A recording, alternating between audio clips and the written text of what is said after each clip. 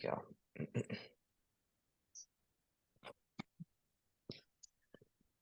All right, ladies and gentlemen, bleeders out there of all kinds, welcome to the Cold Blooded Podcast, analyzing week 2 coming up against the Green Bay Packers. That is my co-host, Drew Lynch. And that is my co-host, Isaac Allen. Thanks for tuning in, everybody.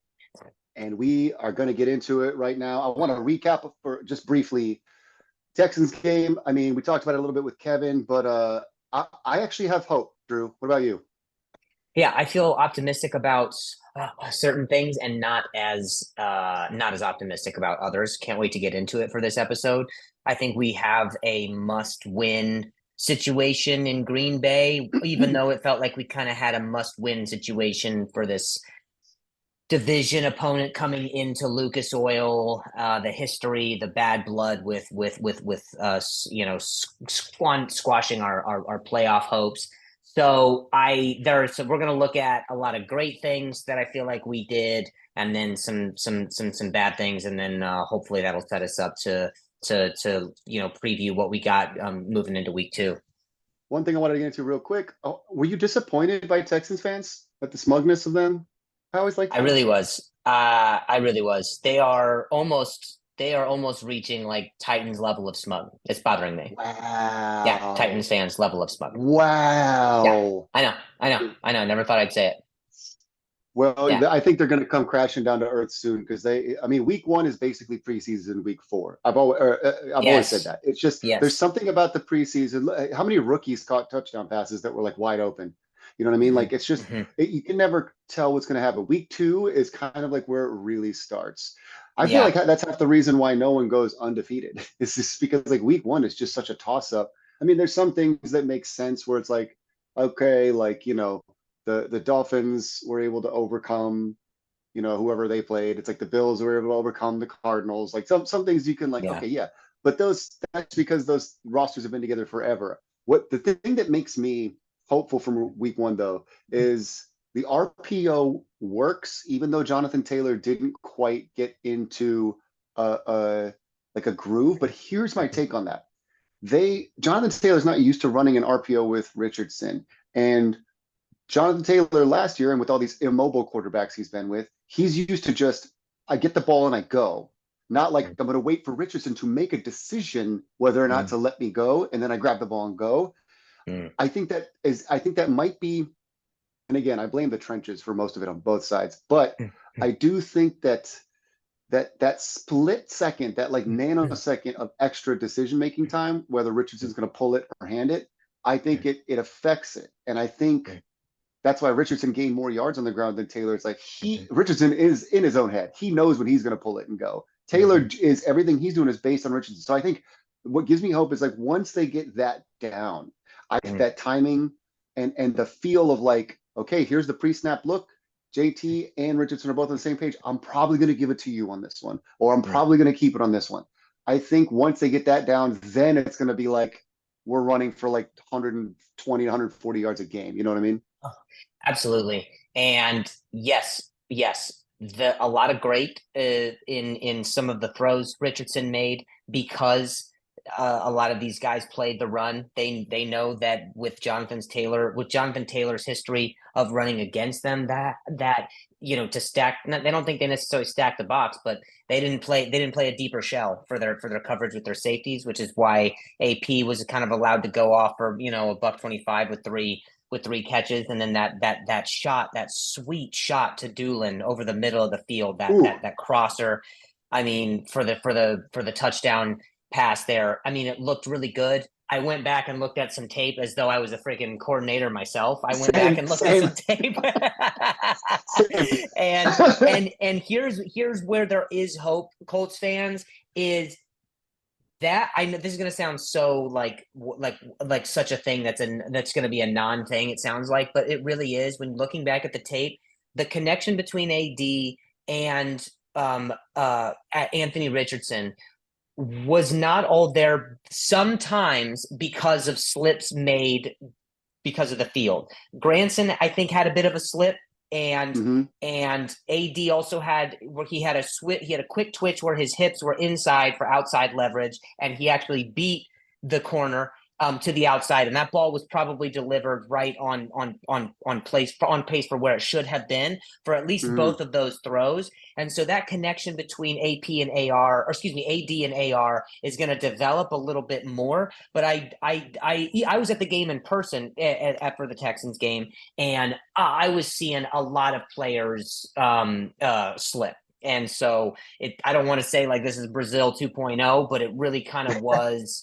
It really kind of was like there were just things. And at the very least, here's the other thing: is even if those two examples just then were not catches, they were much closer than someone saying that it was just way out the ballpark and AR is just wildly inaccurate. He goes through his reads. He does the right things that a pocket passer should do. And he Mental. steps up. Yeah, exactly. He steps up. You watch like a Jaden Daniels. Yes, it's his rookie year, but people are saying that's pretty much this is pretty much Anthony Richardson's rookie year. Jaden Daniels is someone who a similar prototype in that he kind of takes off to run and whatever. He can get you with his legs, but at the same time, he has more starts than AR has, and AR is just. He just has that sort of stout sort of presence where he's balanced with his legs underneath him. He goes through his progressions, and you can just tell that that's the combination of coaching, and then the combination of AR knowing he wants to be great, and he can't deny the fact that this is what he's going to have to do in order to develop. That's a lot of great hope that for Colts fans. This is AR's world, man, and we're living in it. Like that's literally that's what this team is right now on offense. I mean, the offense put up 29 points. I mean, granted, the punt block helped put 7 of those on the board, but Yeah. like we were scooting with Coot, man. It was I mean, the defense let us down. Who knew it was going to be the trenches that let us down, despite the fact that that's all Ballard's ever drafted. I think it's probably like 99% of his draft has been in the trenches. Yep. But yeah, like AR, I mean, the things I feel vindicated about some things with AR that people criticize. I feel like that's like the point you're making is like, okay, yeah, he's a little spotty with his accuracy, but like some of that was miscommunication. I mean, I'm thrilled at the type of separation AD is getting on like every single play. I mean, once Downs and AD are on the field together, I think DBs are just going to get roasted while Pierce and Pittman just go do the 50-50 balls. Who knows what's going to happen with the tight. I mean, I told Megan Gailey, who was on the last episode, that she was right about the tight end situation, though. There's got to be something's got to give with the tight end situation. I mean, how often did you ever hear Granson or Mo Alley Cox's name? It just didn't happen. But one thing I feel super vindicated about AR is that, remember what I said about the whole, like, don't fall to the ground, like go into the hit and you won't get hurt? That 4th and goal run that he scored on was exactly my point. I mean, if he would have at any time tried to dive to the ground with those 3 dudes on him, he would have gotten hurt again. But what did he do? He was like, I'm bigger than you motherfuckers. And he just ran into him, got stopped a little bit, and then just kept churning instead of going down. And he scored, didn't get hurt, didn't hit his head, didn't hit his shoulder, nothing. Got up, was super happy, ran to the sideline. And that's what I'm talking about. So with week 2 approaching, especially with Love being out, man, how do you feel about just Lambeau Field, how we're going to do with the pass and the run on offense, first of all? Like, do you feel good about the offense against this defense? I feel good about this offense. I feel good about this offense matching up with this defense. I actually do. I think, Same. It's kind of like I said with our episode with Kevin, is that if there was going to be a game, some tape that you could use to game plan against us, the Texans did a really good job with that. And they kind of said like, all right, we want you to beat us with your arm. And I feel like the Packers have a great front, and they have some sort of defensive weapons, some playmakers in their secondary. But I will say that if there's ever a team that you can feel confident going into matching up well against, at least offensively, you want Malik Willis as your quarterback if you're going to take that bet. And like you want to play against a Malik Willis is what I mean. Well, And that's defensively. That you're talking about yeah, defense now. no, I just mean as far as competent offenses, one offense to put up I just mean in terms Right. of points. Yes, our defense. I think our defense is going to. I mean, I witnessed it in person. The first half against C.J. Stroud, he was rattled. He was rattled, and he Yeah. made some Yeah. decisions where I do think, yeah, he's an accurate quarterback. But I was there. He got bailed out quite a few times by both Oh yeah. refs and receivers, both his Hmm. refs, his receivers, and the refs. I agree. And also, yeah, there was like four throws at least where he had the receiver open, but the pressure got to him and he got scared and he Mm-hmm, threw it. And sometimes the pressure wasn't even that bad. He was just scared because mm-hmm, it's just from you get hit for a couple quarters, get sacked a couple times in those quarters, and then all of a sudden the third quarter you're just a little bit more yeah. hesitant. There was an article I read about I think that of all, I never thought I was going to have to say this, especially after week one. I think the coaching decisions need to change. I think, and correct me if I'm wrong, because you were there. I want to hear this from your perspective as a dude who was there watching it live. I thought the run calls by Steichen were terrible of the variety where you look at like Mixon was doing they were running up the gut, they were doing a lot of stretch plays, like they had this great game plan against us where it was like, okay, they ran up the gut for like the first half, then they started doing stretch plays more, where it was like, let's throw this indie defensive line and linebackers like off kilter. And I mean, they were doing. Then they started opening up reverses because of Mixon's success on those stretches. And I mean, it was just a perfect game plan. And and every time I saw Jonathan Taylor do a run, it was like the little let's bounce inside, let's do a little counter trap fucking up the middle, never go outside of the tackle, stay inside the tackle, go outside the guards, or go right up the center's ass. It was just like Jonathan Taylor is explosive, man. Put him in those situations, and that's why I think that end around sweep for the 2-point conversion didn't work, which was one of the differences in the game, is because Jonathan hadn't run anything like that all game. He wasn't bouncing Yeah. it outside because they didn't give him that play call. And on top of that, the article I read said that our defensive line like rotated like almost every other play. Like there was too much rotation, which is why they were able to suddenly, I think, switch from going up the gut to go into those stretch plays. Because now that all these different people, dude, they were putting Taven Bryan in on first and second downs. That dude has no business being in any position that's not a pass rush down. Never. That white boy should just be on the sideline every first and second down. And if third and short, put him on the fucking sideline. I'm just like all due respect to Taven Bryan and the defense and to Gus Bradley, but this was not Gus. We need this to be Gus. This is Gus. This is Gus. But this was not Gus. This was not Gus at all. This was like leave fucking Buck, Grover, Quiddy, and Latu. Just leave them in. Leave them in until they get in a groove. Defensive line is like any position. They gotta get in a fucking groove. Yeah. So all that rotation from the jump was just a bad idea to begin with. The rotation was the rotation, I noticed it was happening quite a bit. Gus puts a lot of emphasis on having fresh legs, fresh. There's depth. There's depth, roll the next four. There's depth, roll the next four. And I think why it's possible that I don't want to say that we necessarily got out coached, but where it could have been the difference was, I think we went in with a game plan for the Texans, and then we stayed with that game plan. I think the Texans, they came in with a game plan and still had levels of malleability within their game plan. They were still kind of like, they kind of mixed up a lot of things. We showed a lot of different looks in our stunts that our defensive line ran, but the reason that our linebackers weren't present for a lot of those tackles is because we dropped them into coverage, because we said, listen, you have to have this three-headed monster in Tank Dell, Nico Collins, and Stephon Diggs. You got to have areas, especially if you're playing zone, where you are covering up that space, which is why, CJ Stroud, I mean, there was one pick that was inbounds. There was one pick that should have happened that was inbounds, that was a drop. There was another one that was a flag, and so it got called back, and then another one that got called back because both feet weren't inbounds from Juju Brents or whatever, who's now on IR, and we're gonna get to that.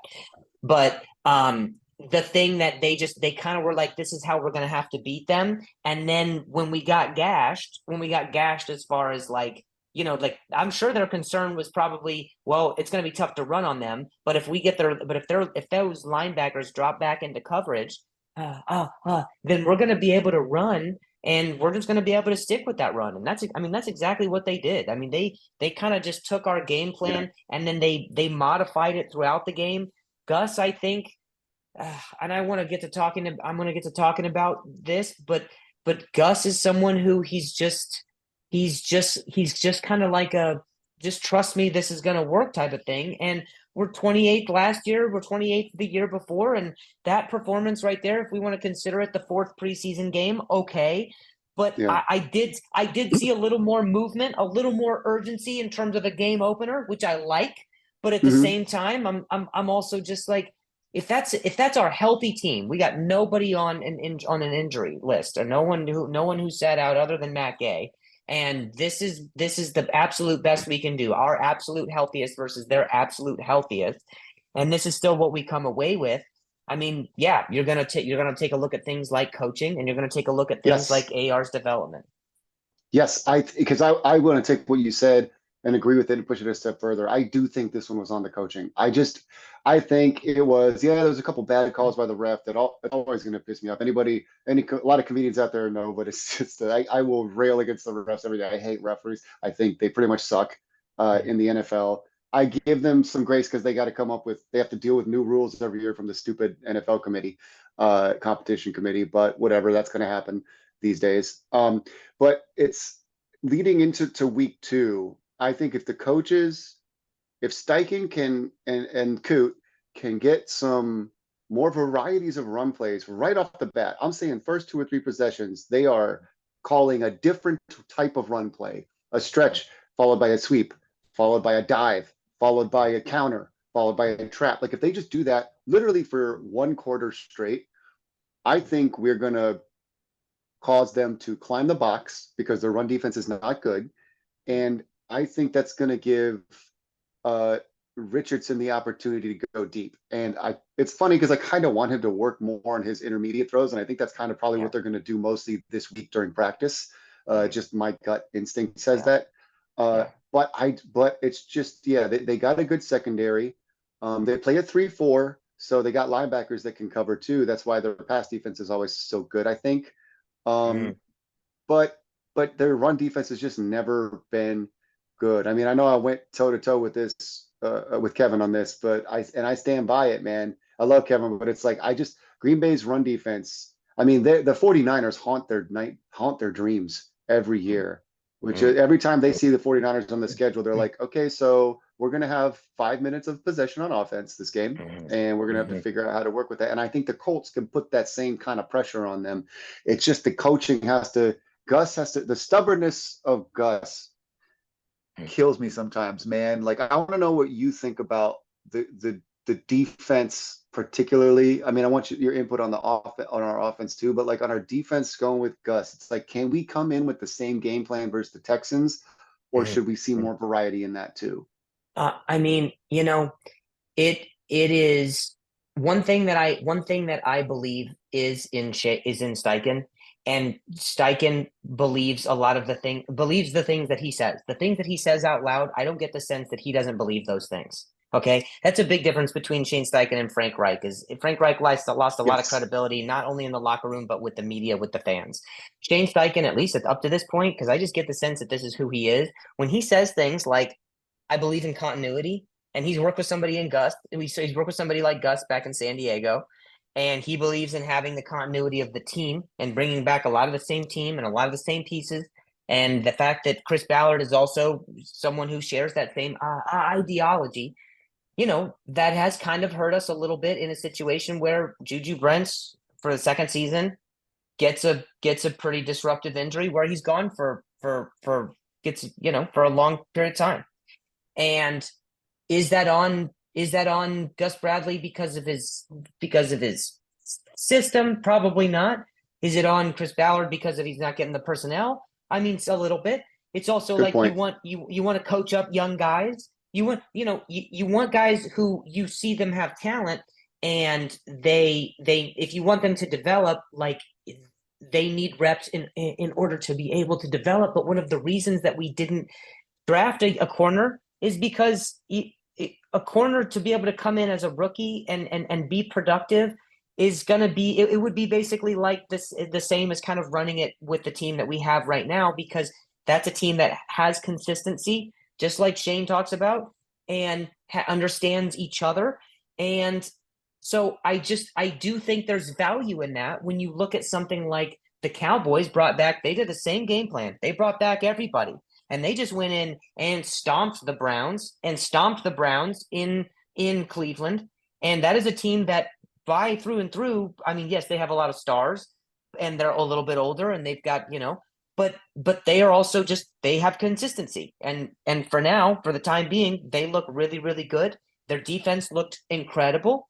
And so I don't know. It's But just the it's yeah. I'm sorry. Go. but, sorry Yeah. to interrupt. Because it's like it is interesting you bring up the Cowboys because it is a comparison, but I think it's a comparison sort of like against what Gus is doing, where it's like the Cowboys, yeah, they come out of the gate strong every year, and then what do? They blow it at the end every time, and their fans always come out, hey, we're going to the chip, we going to the Mm-hmm. chip, and Mm. then by the first or second game of the playoffs, they're like, oh man, I thought we were going all the way. How do we not Mm. do it? Well, yeah, because you're Mm. too stubborn. You're too Mm. stubborn with like, yeah, bring everybody back, same system, same thing. And yeah, it looks like it should work because y'all got stars. But guess what? We we have the same issue where it doesn't matter. We're on a level playing field in a Mm. way with the Cowboys. I mean, they finished with winning records, but that's only because they have a consistent quarterback that they've kept around for years and years and years. We haven't had that, and yet we're still managing to put up winning records or at least average records. And it's like it's just there's something that's got to change within. I know we got all excited in the off season when you and I were doing cold blooded pods and we were talking about the consistency and bringing people back, and I do agree that's a good thing. Yeah. But when you look at the teams, even the Pats during the Belichick era, when it was Brady and all that stuff, and he, Mm. even then that they weren't so stubborn. They did a lot of stuff in house, but they would always Mm. bring like a Matthew Judon in or Mm. a Mm. or a Junior Seau. You know what Mm. I mean? And Mm. they would always Mm. just they knew how which players to bring in that would plug Yeah. holes that needed to be plugged, and then they would Yeah. go win Super Bowls with Yeah. defense, with offense, and with special teams. And that is the one thing I think the Colts are kind of missing right now is like, and I'm as much as I'm a Gus Ballard, a Chris Ballard. I'm just combining the people that are bothering me right now. Yeah. As much as I'm a fan of Gus and Chris, I just think Chris Ballard needs to just kind of take his head out of his own ass, Mm. respectfully, Mm. Mm. with all due respect to Ballard. Mm. It's yes, he's smart. Yes, he knows how to draft. Yes, he's got a good eye for players, but like you got money, Mm. find great ways to spend it. It's like Yeah. I'll say this real quick. It's like my mom when she's shopping. Like she'll haggle with some people going out of the country and find great deals, and she'll be like, I spent uh, a total of $10 and I got five things. I got a hat with one of those little spinny fan things. I got a little mister thing when it gets hot. I got a little I got these sets of three plates and da, da, da, da. And it's like, okay, great. And you use them all for a week and they all break.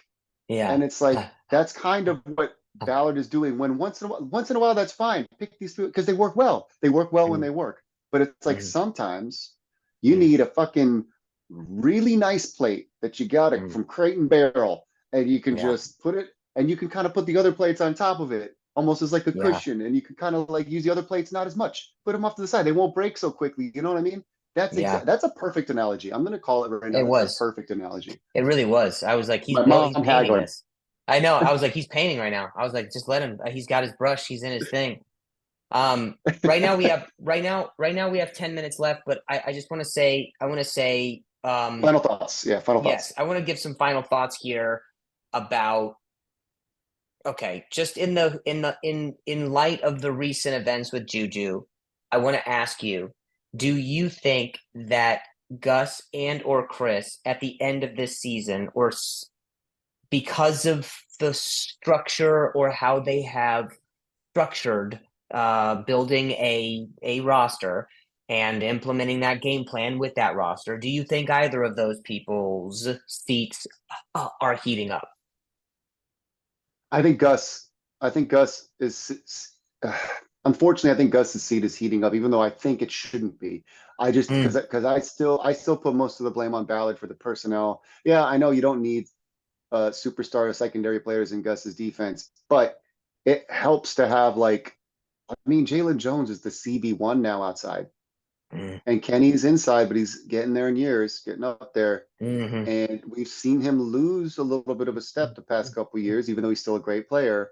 mm, And with Juju going down, with Dallas Flowers, I mean, you can't blame Bradley or Ballard for the bad luck we've had at the cornerback position. I mean, that's just unprecedented. yeah, And I thought the safeties for the most part played their asses off. And I actually yeah, think I think the cornerbacks played their asses off too yesterday. I yeah, mean, yeah, you can't blame. You know what? You can't blame the secondary for the front seven's woes. You can't mhm, do that. The front seven couldn't stop the run. So who had mm, to stop the run? The secondary. And what are they doing? mhm, What can't they do when they're busy up in the box stopping the run? They can't drop back and defend yeah, the pass. So there's just I think it's more of like it's maybe it is Gus's seat is heating up a little bit because how did the trenches fail that spectacularly? I mean, it's I don't maybe that's a good reason to say maybe I'm retracting that. Maybe I'm going and flipping it and like maybe Ballard's seat shouldn't be heating up as much because he does have personnel that are working. Because mm, I did think the cornerbacks played their asses off, but mm, I think the play calling on both sides of the ball was questionable. And like you said, I trust Shane. I trust him to uh, push the offense forward. They still put up 29. What are you gonna, mm, you can't really shit on that. But it's the mm, defense that allowed, or sorry, 27. But mm, it's the defense that allowed 29. yeah, So it's like, yeah, you can't. It's Gus needs to, I think, rotate less up front, and I think that's going to solve pretty much everything because do you think that affected the linebackers too? Maybe if that much rotation up front, because the linebackers need to know the habits of the front four so they yeah, can know which gaps to shoot. yeah. I mean, it is possible, and I don't hate the game plan that they went in there with. I genuinely Not at don't. all. I think Not at all. the Texans is they are a difficult team to stop when you have those people at wide receiver and you've got that backfield and you have that quarterback who is that accurate, and he's only in his second year. So yes, I like that it was competitive. I really do. I think putting shit on Anthony Richardson's shoulders to literally putting the game in his hands to say like you have to take this risk in order like we're putting the game on your hands and you want the quarterback to elevate the play of everyone around him both offensively and defensively and he had a few moments during the game where like everybody got revitalized because of that and that is also something that we have not seen in 7, 6, 7, 8 years quarterback play Mhm. where you're like this is a star. This is someone who is pure, raw star in the making, coupled with a coach who's just going to chisel it, draw it up just right for all the appropriate development. So I will say, when I going back to when I said Shane is someone I believe in that he believes the things he says. When he says we're going to get this cleaned up, we're going to get this looked at, we're going to get this addressed. These intermediate passes, these routes, we're going to take a look at this defense. When he says those things, I genuinely, for the first time in a very long time, I believe our head coach is going back through that stuff and believes that he actually is going to get that out of his players. So it's not Yeah. only like we haven't had competent quarterback play, or we haven't had the competent personnel of like a very young defense and go interchanging of maybe free agents coming and it's not going. And it's also coaching. So in a way, it's like, yeah, all right, we take that little preseason, that fourth preseason game or that opener, and I just hope that you can only hope that just with AR, with defense, with everything, every week just starts to stack. And with Green Bay, they are the perfect team to just, all right, let's just get right. Let's just get our feet under us. Let's get our feet under us. Let's do it in Lambeau. People are going to write us off. People are going to write us off if we beat Malik Willis. That's just going to happen. All right, fine. Lambeau's not an easy place to play. I've heard it's one of the hardest, but at the same time, let's start there. Let's build after with Caleb Williams, and then let's just start to, all right, we got our feet wet with a very difficult team. I kind of like that it's a tough team. So let's fucking build on that. And you know what? I agree with all that. I think we're going to get the dub. And here's the thing that I think my final thoughts on this are, I'm hopeful mostly from week one, because basically week one was like, that was like our week one Super Bowl is what that was. And I think that we saw the best of the new Texans and they did not see the best of us.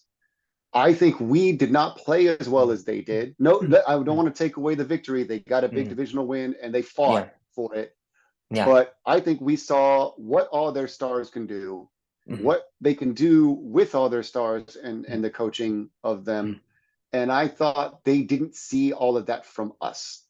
So, and yet we still only lost by 2 points. And let's be quite frank, we should have won that game. We should have won that game. 2 TDs missed, Adonai Mitchell, a failed 2-point conversion. That, I mean, who knows what could happen? I don't think Kaimi Fairbairn is going to make 3 to 4 goddamn 50-yarders ever again. I hate that dude so much. I will be happy to not include him as an Asian for the next few weeks. He needs to. He comes from the islands anyways. Whatever. I'm not dealing with that. Okay. But yeah, I think that's my final thought. Colts fans, bleeders out there, take a deep breath, chill. We're gonna be fine. I still think we take the South. Yeah, what are your thoughts on the final score prediction for this game?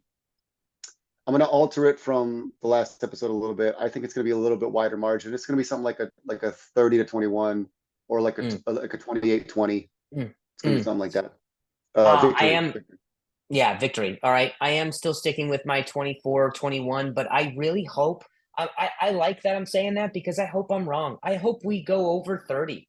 I hope that the audience, like that the offense clicks in a way that it's like what you said. I completely agree that the Texans and Colts fans didn't see the Colts playing at their absolute best. And let's say we lost a star cornerback for the rest of the year, and we got to figure that out next man up situation. But I will tell you that if AD and AR start to figure things out, and if AR starts to figure things out, where like every defense, every rep, every single thing, he's got one of the best offensive minded coaches on the sideline saying, this is what you need to do in this situation. This is how you dice this up. You know, when you hear them talking about that 65-yard bomb to AP, AR is already saying stuff like, if we get this look, this is what we're throwing. This is what we're doing. So if you hear your quarterback say, if we get this look, that's a guy who's in the film room. That's a guy who's looking to improve every single rep. And so, yeah, you know what? If the Texans came out and they were like I think a lot of shit went their way. I absolutely was there in person and saw a lot of shit go their way. And a lot of things that just, sometimes it is better to be lucky than it is to be good. And that's not going to take away from the fact that they are a good team. But I will say that they needed a lot of those things to go in their favor in order for that to be the outcome of that game. And for us, I think the ceiling is so much higher. We're not even seeing. It's like we just showed a preview of what something actually could be, where they showed us a preview of what what it is in the event that circumstances beyond their control really, really pan out for them. So I'm going to stick with the 24-21, and I hope I'm pleasantly surprised. Yeah. We took all of their best blows and we're still learning how to throw an overhand right. That's like what's happening here. But our jabs are faster than theirs. I think our hooks are faster than theirs. It's like whatever. But all right, that's gonna do it for the Cold-Blooded Podcast. That's Drew Lynch right there. That's Isaac Allen. We did it. Is that gonna be recording that thing? Yeah, I think so. Yeah. All right. Well, cool. All right. Follow Drew Lynch at the Drew Lynch. I'm at the Isaac Allen ISA